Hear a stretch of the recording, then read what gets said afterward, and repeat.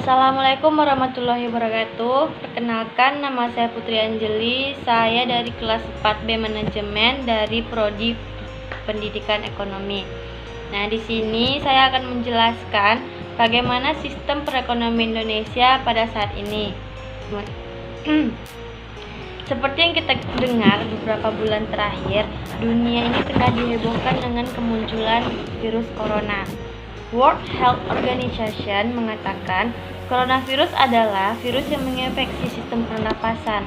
Nah, menyikapi kasus ini, berbagai kebijakan mulai dimunculkan, mulai dari penerapan kerja di rumah, social distancing, dan physical distancing. Hal ini tentunya akan menimbulkan dampak bagi perekonomian di Indonesia. Pemerintah dan masyarakat harus bersikap terhadap apa yang terjadi bila kasus penyebaran virus ini semakin berlarut, baik di sektor real maupun bursa saham. Mewabahnya virus corona juga berdampak pada anjloknya perdagangan saham. Indeks harga saham gabungan telah merosot tajam. Nah, dampak lain juga berpengaruh terhadap kestabilan nilai tukar rupiah, yang pada saat ini rupiah di level Rp5.900.000 per dolar. Nah, jika dilihat dari kronologisnya, sebenarnya ada saling keterkaitan antara dampak jauh mewabahnya virus di Cina dengan Indonesia, karena Cina merupakan negara eksportir terbesar di dunia dan Indonesia. Dengan Cina merupakan mitra dagang. Dengan demikian, memburuknya perdagangan di Cina akan sangat berpengaruhi kondisi Indonesia, seperti misalnya adanya permintaan bahan baku di Cina.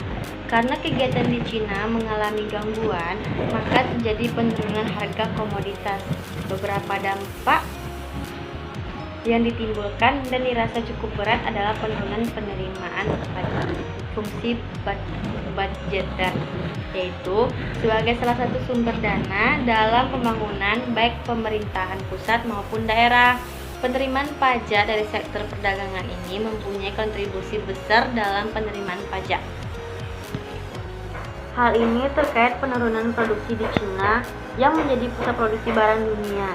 Dengan adanya penurunan produksi di Cina, maka beberapa pasokan bahan baku dan barang lainnya mengalami hambatan, sehingga volume perdagangan juga mengalami gangguan. Akibatnya pengaruh pada penerimaan pajak.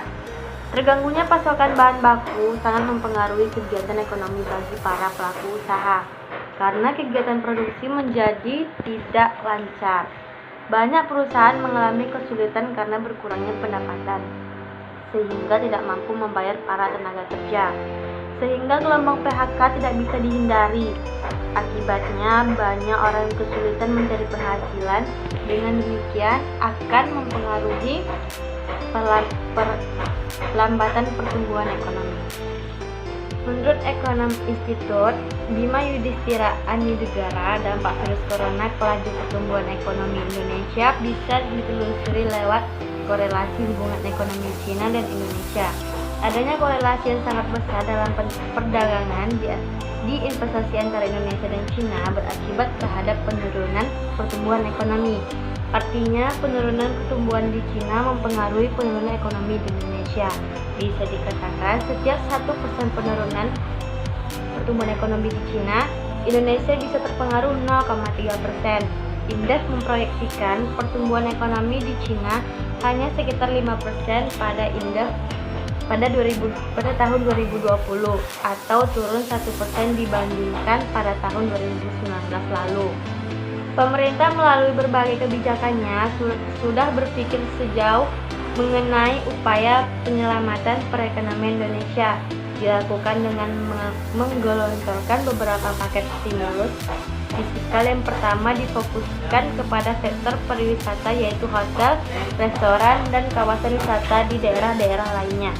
Nah, dari penjelasan di atas dapat kita simpulkan bahwa coronavirus ini berdampak buruk bagi perekonomian Indonesia, khususnya Indonesia, negara tercinta kita ini. Nah, dan semoga virus ini cepat berlalu dan kita bisa kuliah tetap-muka seperti biasanya lagi. Sekian dari saya. Jika ada kata-kata saya yang salah, saya mohon maaf.